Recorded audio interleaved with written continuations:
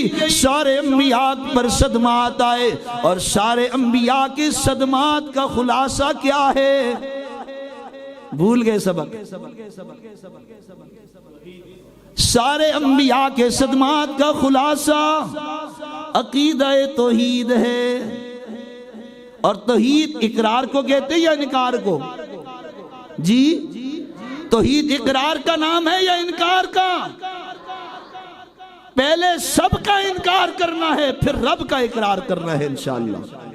ایک یہ سبق لے کر جائیے، سارے انبیاء کی صدمات کا خلاصہ، اور سب سے آخر میں تیرے اور میرے پیغمبر فخر رسل مولائے کل ہادی سبل سید الاولین والآخرین راحت العاشقین مراد المشتاقین اللہ کا محبوب سب سے آخری پیغمبر امام الانبیاء فخر الانبیاء سرتاج الانبیاء، سب کہہ دیجئے حضرت محمد مصطفیٰ صلی اللہ علیہ وسلم آئے۔ میرے آقا نے فاران کی چوٹی پر جب یہ سبق یاد دلایا، اسی فاران کی چوٹی پر کھڑے ہو کر جب یہ سبق یاد دلایا، کچھ لمحے پہلے کہنے والے تھے محمد حسینوں میں احسن ہے، محمد جمیلوں میں اجمل ہے، محمد دیانت دار ہے، محمد سب سے بڑا امین ہے، محمد کی امانت اور دیانت کی تصدیق کرنے والے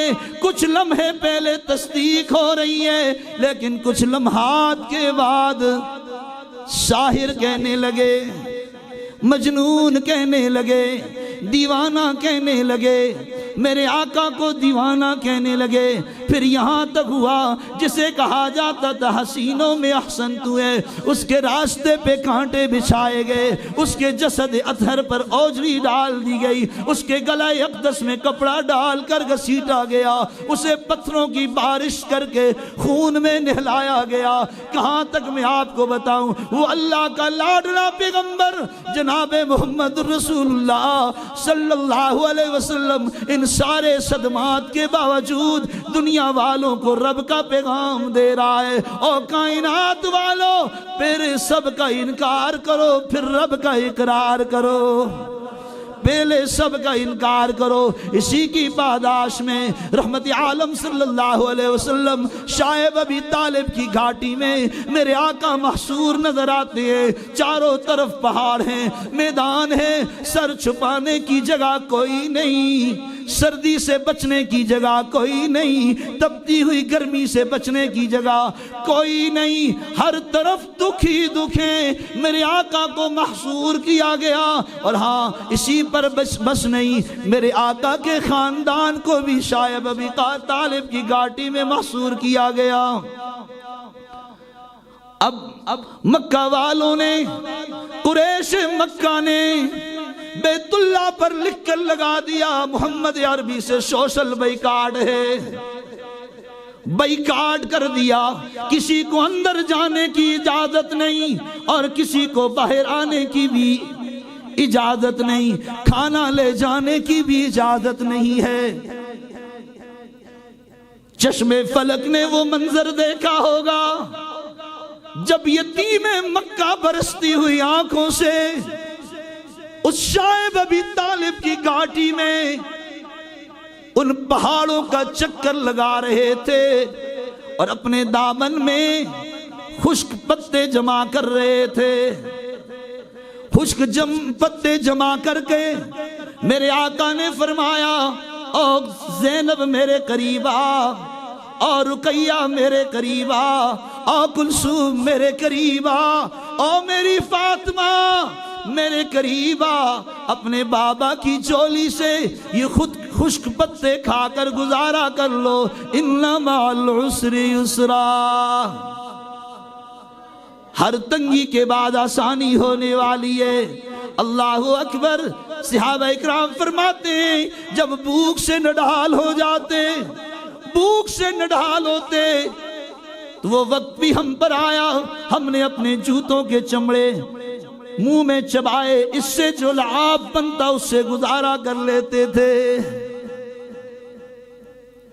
اور اسی پر بس نہیں، پھر اس یتیم مکہ کے چاہنے والوں کو کتنا ستایا گیا، کتنی تکلیفیں دی گئی۔ صدیق اکبر رضی اللہ تعالیٰ عنہ کو اتنا مارا گیا کہ ناک کی ہڈی بھی ٹوٹ گئی۔ 3 دن تک وہ عکس پیغمبر جناب صدیق اکبر بے ہوش ہیں، 3 دن تک بے ہوش ہیں۔ ابو بکر رضی اللہ تعالیٰ عنہ، صدیق اکبر رضی اللہ تعالیٰ عنہ فرماتے ہیں ایک دن مکہ کی گلیوں سے باہر نکلا، مکہ کی گلیوں سے باہر نکلا، کیا دیکھتا ہوں 8 بدماش جمائیں، ایک نوجوان زمین پر لیٹا ہوا ہے، چڑھتی ہوئی جوانی ہے، ابھرتا ہوا شباب ہے، چڑھتی ہوئی جوانی، ابھرتا ہوا شباب، دبلے پتلے جسم کا مالک۔ یہ 8 بدماش اس کی گردن پر پاؤں رکھ کر دبا رہے ہیں۔ صدیق اکبر رضی اللہ تعالیٰ عنہ فرماتے ہیں میں قریب گیا، میں جب قریب گیا میں نے دیکھا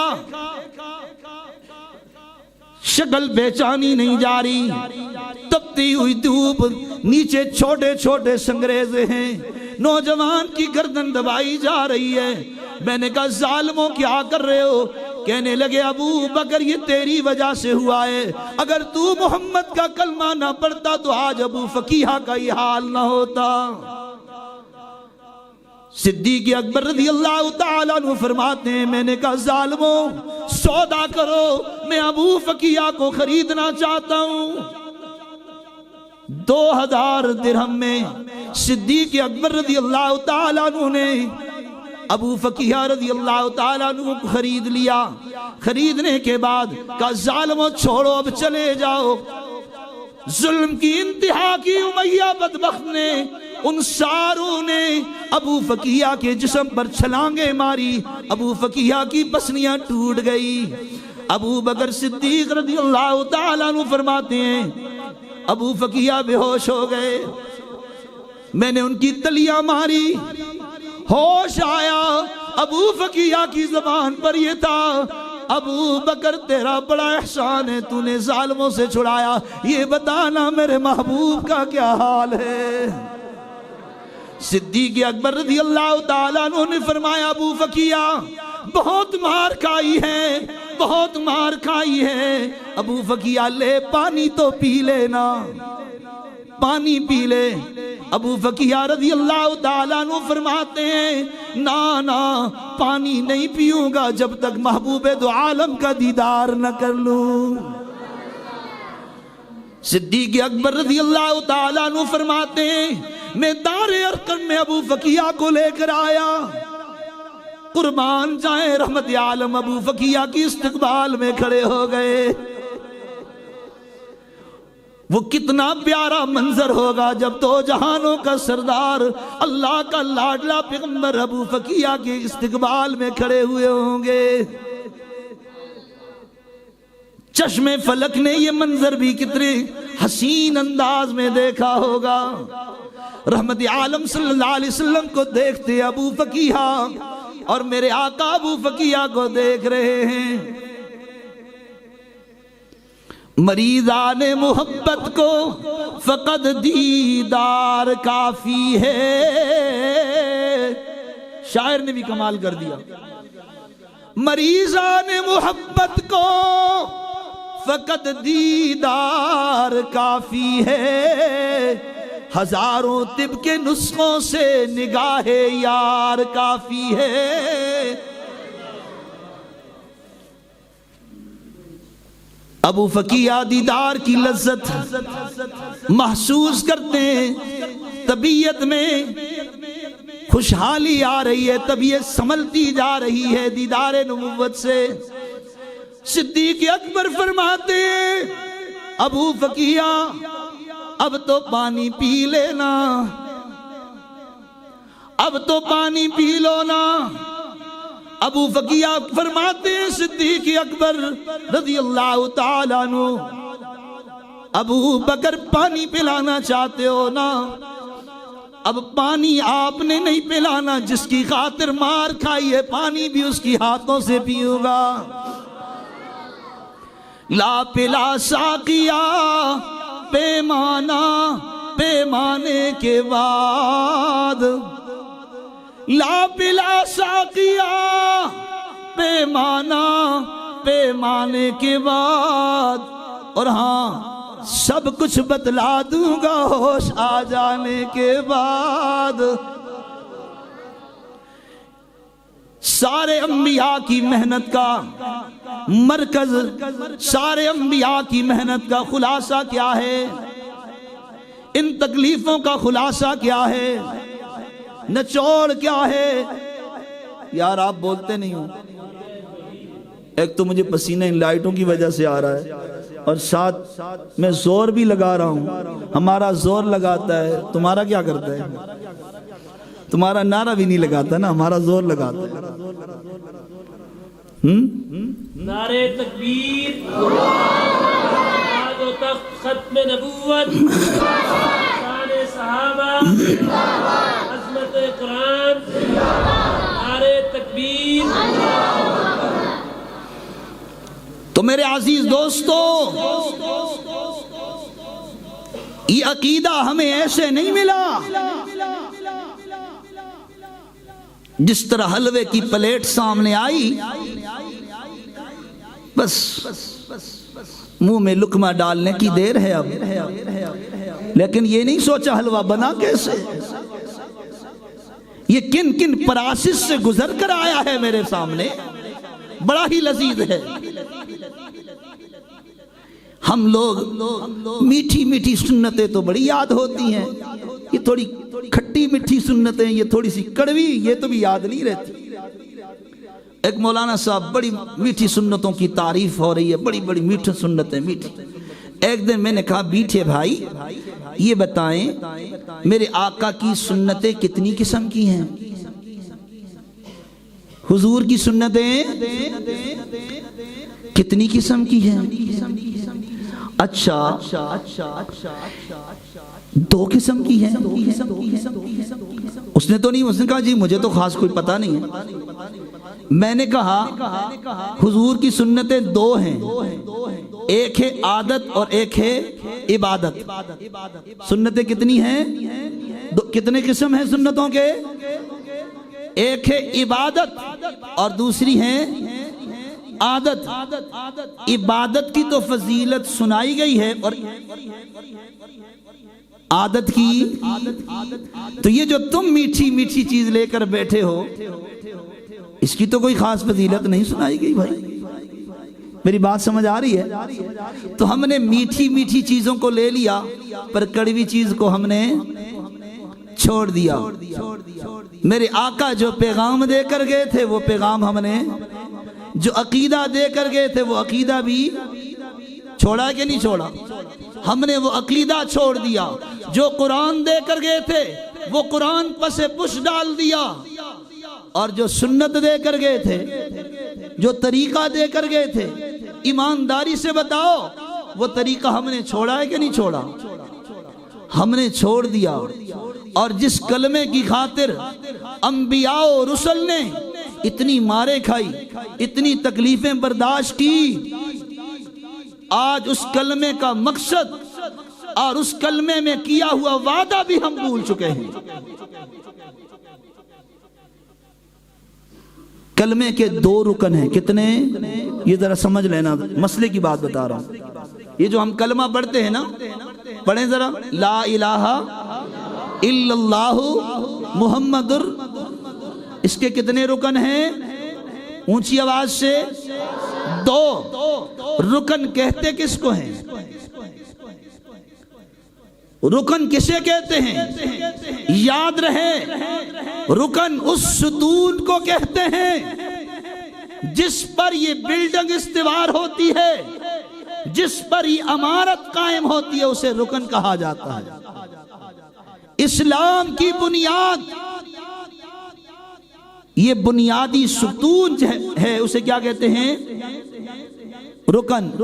اور رکن کو کیا کہتے ہیں؟ ستون۔ یہ بنیادی عقیدہ توحید، یہ جب مضبوط ہوگا تو پھر یہ عمارت استوار ہوگی اور بڑی ہی کامیاب ہوگی۔ اگر عمارت میں ستون آپ ستون مضبوط نہ ہو تو ایمانداری سے بتاؤ وہ عمارت کامیاب ہوتی ہے یا نہیں ہوتی؟ جی عمارت کبھی بھی وہ کامیاب نہیں ہو سکتی جب اس عمارت کا ستون ٹھیک نہیں ہے، وہ بلڈنگ کسی جھٹکے سے بھی گر جاتی ہے۔ تو کلمے کے رکن کتنے ہیں؟ 2۔ اور اب یہ بتاؤ، ہم کلمہ تو پڑھتے ہیں، اس کلمے میں فرائض کتنے ہیں؟ جی علماء نہ بولیں جی، کلمے کے فرائض کتنے ہیں؟ 5۔ پہلا فرض، ماشاءاللہ لگتا ہے خوب سکھایا ہے، ماشاءاللہ مبارکباد پیش کرتا ہوں آپ کے ائمہ اکرام کو، محنت کی ہے۔ کلمے کے 5 فرائض ہیں۔ پہلا فرض، زبان سے، اپنے منہ سے صحیح الفاظ میں کلمہ ادا کرنا، پڑھنا، یہ کلمے کا کیا ہے؟ پہلا فرض ہے، زبان سے ادا کرنا۔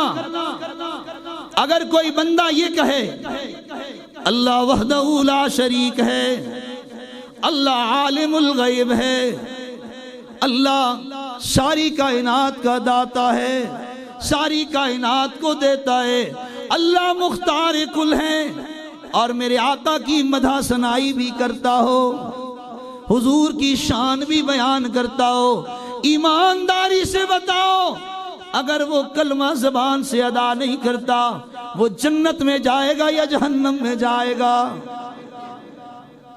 جنت میں نہیں جا سکتا، جہنم میں جائے گا۔ وہ دیکھیے میرے آقا کے چچا حضرت ابو طالب، جانتے ہیں نا میرے آقا کے غمخوار ہیں، میرے آقا کے چاہنے والے ہیں، اللہ کے پیغمبر سے پیار کرنے والے ہیں، میرے آقا کی پرورش کرنے والے ہیں۔ زندگی کے سفر میں فرماتے ہیں بھتیجے تجھے جو تیرے رب کا حکم ہے بیان کرتا جا، اگر رکاوٹ آئے گی ابو طالب اپنے سینے پہ لے لے گا، ابو طالب اس رکاوٹ کو دور کرے گا۔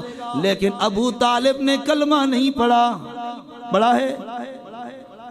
زبان سے کلمے کی ادائیگی، کام بڑے اچھے کیے، حضور کی پرورش کی ہے۔ اللہ اکبر، ابو طالب دنیا سے جا رہی ہے، بستر مرگ میں رحمت عالم صلی اللہ علیہ وسلم قریب آتے ہیں، چچا جان زندگی کا ایک عرصہ آپ کے ساتھ گزرا ہے، چچا جان میں نہیں چاہتا کہ آپ جہنم میں جائیں، میں یہ چاہتا ہوں کہ آپ جنت کے وارث بن جائیں۔ چچا جان آج دنیا سے جانے کا وقت ہے، اگر اعلانیہ کلمہ نہیں پڑھ سکتے میرے کان میں کلمہ پڑھ دیجئے، میں اللہ کا رسول آپ کی گواہی دے دوں گا۔ ابو طالب کہنے لگے بھتیجے اخترت النار علی النار، او بھتیجے تیری بات تو ٹھیک ہے، لیکن اگر آج میں کلمہ پڑھوں گا تو قریش مکہ کیا کہیں گے، یہ مکہ والے کیا کہیں گے کہ بھتیجے کا کہا مان لیا ہے۔ او بھتیجے مجھے نار تو پسند ہے، پرہار پسند، نار پسند ہے، پرہار پسند نہیں۔ میرے آقا کو دکھ ہوا کہ میری پرورش کرنے والا چچا جہنم میں جا رہا ہے۔ حق تعالیٰ نے قرآن اتارا اِنَّكَ لَا تَهْدِي مَنْ أَحْبَبْتَ إِلَيَّ وَلَكِنَّ اللَّهَ يَهْدِي مَنْ يَشَاءُ۔ محبوبہ تیرا مقام تو بہت اونچا ہے، تیرا مقام بہت بلند ہے، ساری کائنات مل کر بھی تیرے مقام کا مقابلہ تو نے تو اپنی محنت پوری کر دی ہے، ساری کائنات مل کر بھی تیری عظمت کا مقابلہ نہیں کر سکتی۔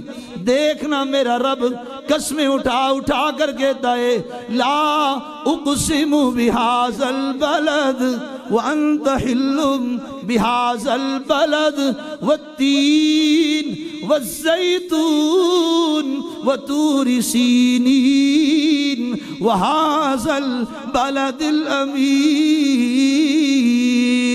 میرا رب قسمیں اس لیے نہیں اٹھا رہا کہ یہاں ابراہیم خلیل اللہ کی یادیں وابستہ ہیں. میرا رب قسمیں اس لیے نہیں اٹھا رہا اسماعیل ذبیح اللہ کی یادیں وابستہ ہیں. میرا رب قسمیں اس لیے نہیں اٹھا رہا کہ یہاں صفا مروہ پہ حضرت حاجرہ کی یادیں وابستہ ہیں. میرا رب قسمیں اس لیے نہیں اٹھا رہا کہ یہاں حجر اسود موجود ہے، یہاں بیت اللہ ہے، میرے رب کا گھر ہے.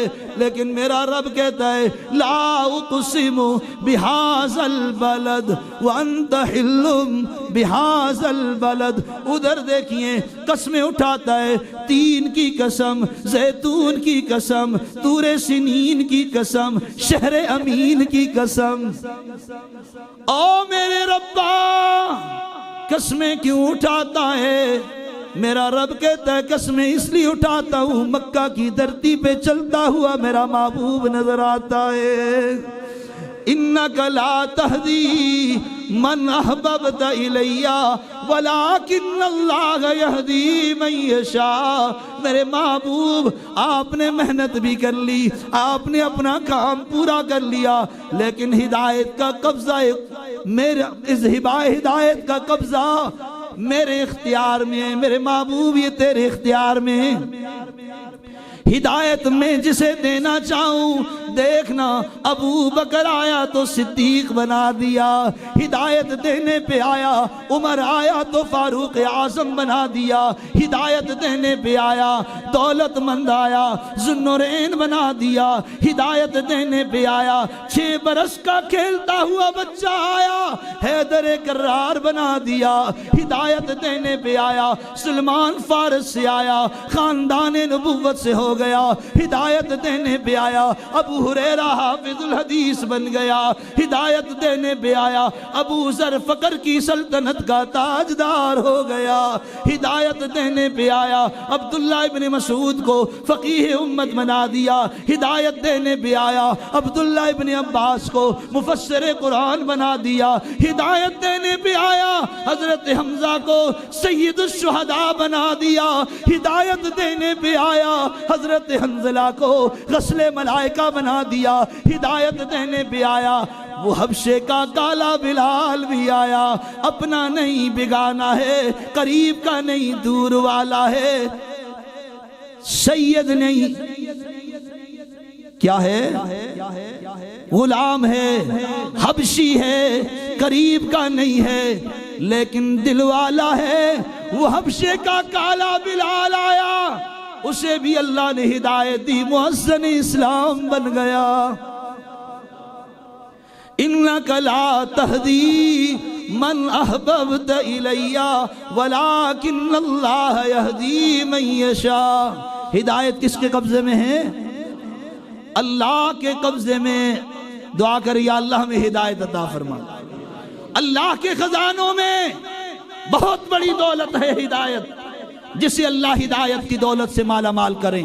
رب محمد کی قسم کائنات کا عظیم انسان ہے. اور اگر اللہ جسے ہدایت نہ دے چاہے وہ ملک کا صدر وزیر اعظم کیوں نہ ہو، کسی ڈپارٹمنٹ کا آفیسر کیوں نہ ہو، رب محمد کی قسم اگر اللہ نے وزیر اعظم کو ہدایت نہیں دی، وہ وزیر اعظم ایک ہدایت یافتہ بندہ جو فٹ پاتھ پہ سویا ہوا ہے، جس کے پاؤں میں جوتا نہیں، جس کا لباس بھی پھٹا پرانا ہے، سر پہ ٹوپی نہیں، اور مفلوق الحال بے یار و مددگار فٹ پاتھ پہ پڑا ہے، وہ ہدایت والا ہے.